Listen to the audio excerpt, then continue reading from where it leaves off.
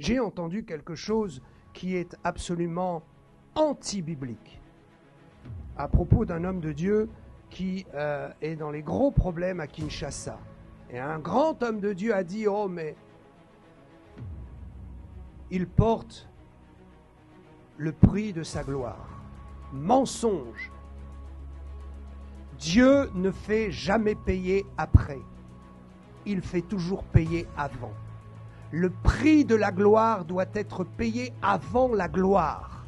Parce que lorsque tu as su combien ça allait te coûter et que tu as accepté et que tu as payé, alors Dieu te donne. Et quand il t'a donné, le problème n'est pas de payer encore pour la gloire que tu as. Le problème est de te maintenir dans cette gloire.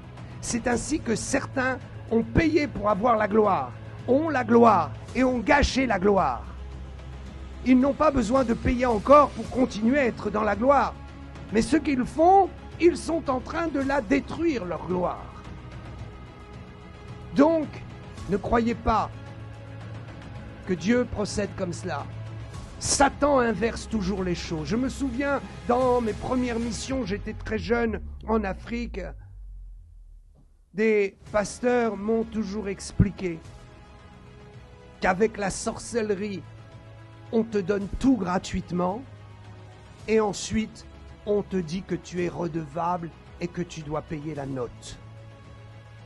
Dieu ne nous surprend pas comme cela. Satan inverse les choses.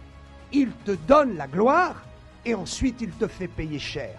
Alors on peut se poser la question, ceux qui ont la gloire, pourquoi auraient-ils besoin de payer quelque chose? Est-ce que cette gloire viendrait de Dieu?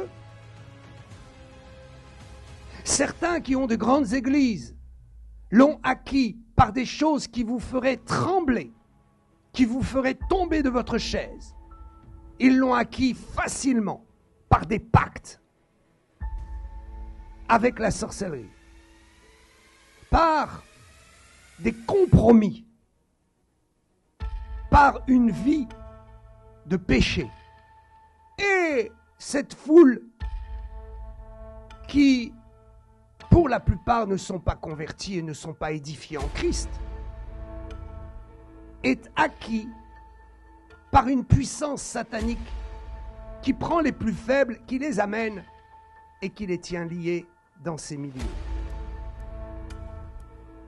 C'est ainsi que lorsque cet homme vient à tomber et être sous des coups de châtiment, on dit « Oh, il a tellement servi Dieu avec gloire, alors maintenant il porte un poids et il est persécuté. » Non, ça n'a rien à voir avec la persécution à cause de l'évangile.